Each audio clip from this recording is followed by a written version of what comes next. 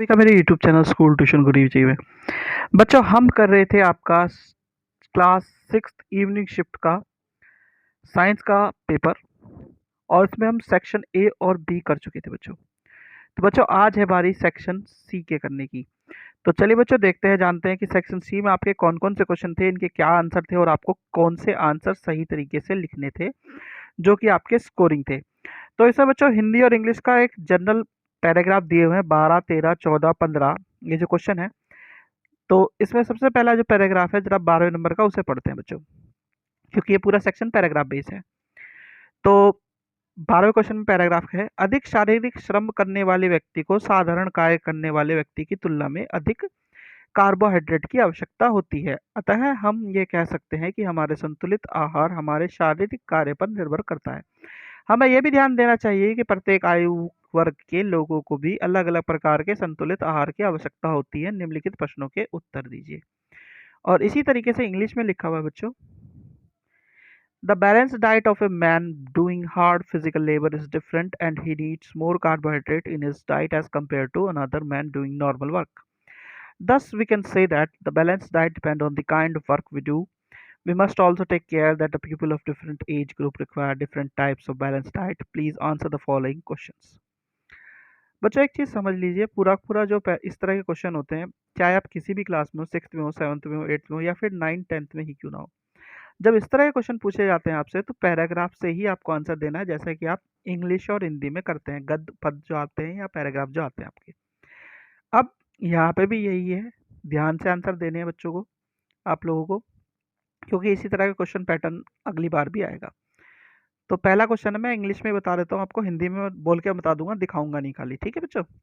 तो consumption of excessive fat rich food items में cause, यानी अत्यधिक मात्रा में वसा, वसा जो है, जिस फूड में वसा है उसको खाना, तो उससे क्या होगा बच्चों, ओबेसिटी या मोटापा होता है, ठीक है बच्चों। फिर आपका क्या कहता है ये, कि a balanced diet is one which contain, एक संतुलित आहार वह होता है जिसमें, तो एक संतुलित आहार कौन सा होता है बच्चों, जिसमें सभी पोषक तत्व निश्चित मात्रा एवं अनुपात में होते हैं, यानी adequate amount of all nutrients in adequate proportion, ठीक है बच्चों, ये पहला इसका आंसर है ए। फिर है, दो ऐसे अवयव जो हमें कोई पोषण प्रदान नहीं करते पर हमारे शरीर के लिए उपयोगी होते हैं, two components of food that do not provide any nutrition but are essential for our body. तो सभी को पता है बच्चों कि ये है पानी एवं रुक्षांश, यानी वाटर एवं रफेज, ठीक है बच्चों। अच्छा, इसमें एक इंटरनल चॉइस दी हुई है बच्चों आपको, तो जरा उसे भी देख लेते हैं। इसका पैराग्राफ पढ़ते हैं पहले।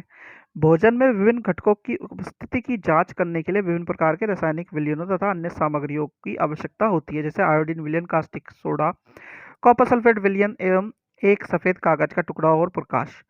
हम इनको खाद्य सामग्रियों में डालकर या इनके मदद से भोजन के घटकों की जांच कर सकते हैं बच्चों।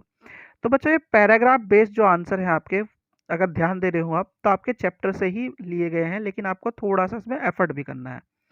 नीचे की साइड में आपको क्या दिया हुआ है, इंग्लिश में भी अगर देख लेते हैं, तो टेस्ट द ये है प्रेजेंस बच्चों, presence of various components of food, various chemical solutions and materials are used. For instance, iodine solution, caustic soda and copper sulfate solution, a white plain paper and light.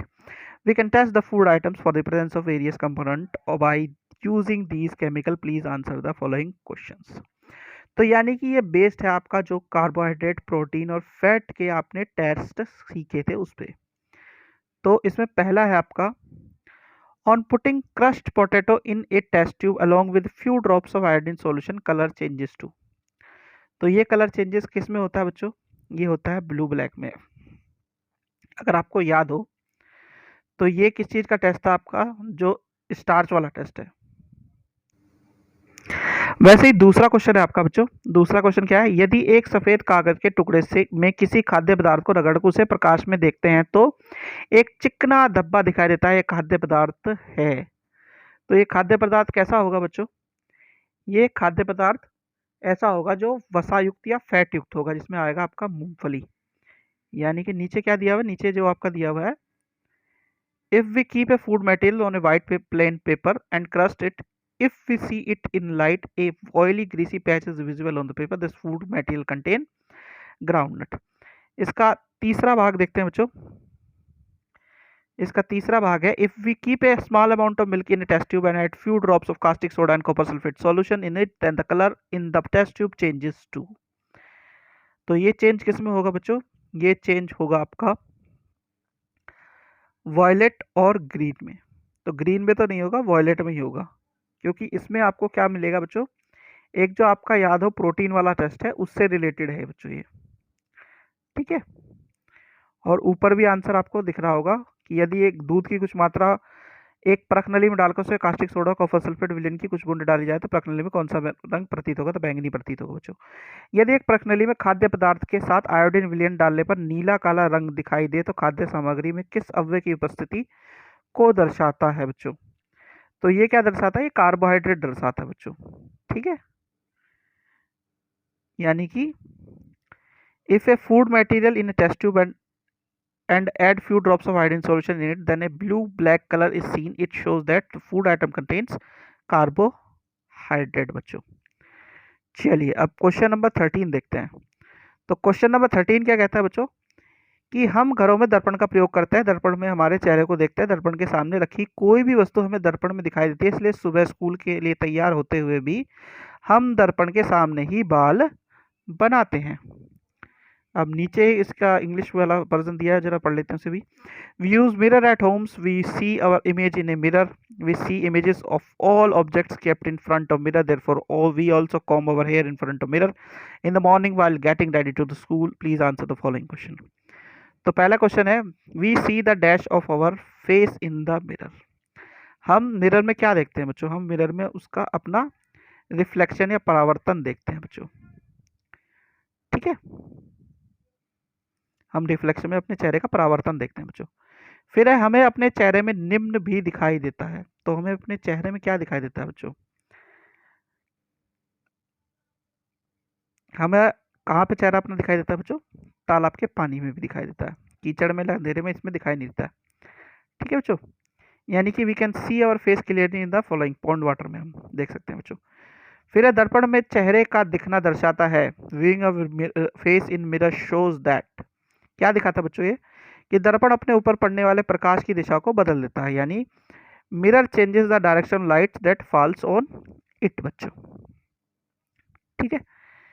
चलिए अब है आपका question number 14। Question number 14 में एक चीज ध्यान दे लीजिए बच्चों, इसमें बहुत सारे नाम दिए हुए हैं आपको। जैसे बीज लंबी यात्रा तय करते हैं, वह बहुत दूर दूर से काफ़ी प्राचीन समय में से विभिन्न तरीकों से बिखर कर भारत देश पहुँचे हैं। पत्ता गोभी, मटर, टमाटर, हरी मिर्च, आलू आदि के बीज विभिन्न प्रदेशों में से भारत आए हैं। निम्नलिखित प्रश्नों के उत्तर दीजिए। अब आप एक चीज़ समझ लीजिए, ये चीज़ें आपको अंडरलाइन कर लेनी है और जहाँ मिलनी है वहाँ पे आपको उसे टिक करना है। कोशिश ये करनी है कि थोड़ा सा ऑप्शन के हिसाब से आपको चलना पड़ेगा। अब इस तरह का ऑप्शन है, जैसे कि नीचे दिया हुआ है कि एक ऐसा पौधा जो यूरोप से भारत आया। तो इसमें क्या है बच्चों? इसमें आपको डी आंसर लगाना है, ठीक है। यानी कि a plant that has travelled from Europe to India is called, कौन सा है? कैबिज है बच्चों। फिर a plant that travelled from South America to India, South America से इंडिया आने वाला पौधा कौन सा है? तो टोमेटो है वो। फिर है, a plant that has grown originally in India since beginning, यानी एक ऐसा पौधा जो शुरू से भारत में उगता है, तो वो है केला बच्चों, ठीक है बच्चों। चलिए अब आखिरी क्वेश्चन देखते हैं बच्चों। आखिरी क्वेश्चन है, मसाले खाने को स्वादिष्ट बनाते हैं। बहुत सारे बीज हमारे रसोई घर में मसालों के रूप में प्रयोग किए जाते हैं। कुछ बीज अंकुरित करके भी खाए जाते हैं, हम कुछ बीज कच्चे खाए जाते हैं। निम्नलिखित प्रश्नों के उत्तर दीजिए। यानी कि क्या बोल रहा है बच्चों ये? Spices make the food tasty. Various types of seeds are used as spices in our kitchen. Some seeds are sprouted to be eaten and some seeds are eaten raw. Answer the following question. तो सबसे पहला question देखते हैं बच्चों, बीज जो मसालों की तरह प्रयोग किए जाते हैं। तो इसमें सोयाबीन, मूंग, राजमा, सरसों। तो सरसों का बीज मसालों के तौर पे प्रयोग किया जाता है बच्चों। ठीक है, फिर है क्वेश्चन नंबर 2। बीज जो अंकुरित करके खाया जाता है, seeds which are sprouted to be eaten. तो ये है चने का बीज, ग्राम और चने का बीज है बच्चों। ठीक है, फिर है इसका आखिरी पार्ट बच्चों आपका, बीज जो कच्चे खाए जाते हैं, यानी seeds which are eaten raw. तो आपके घरों में आपने देखा होगा मेलन सीड, खरबूजे के बीज, ये कच्चे खाए जाते हैं बच्चों। तो बच्चों ये हो गया आपका ये सेक्शन कंप्लीट, और वीडियो भी आशा करता हूँ आपको वीडियो अच्छी लगी होगी। अगर वीडियो अच्छी लगी हो तो चैनल को सब्सक्राइब करें, वीडियो को लाइक करें, शेयर करें। Thank you.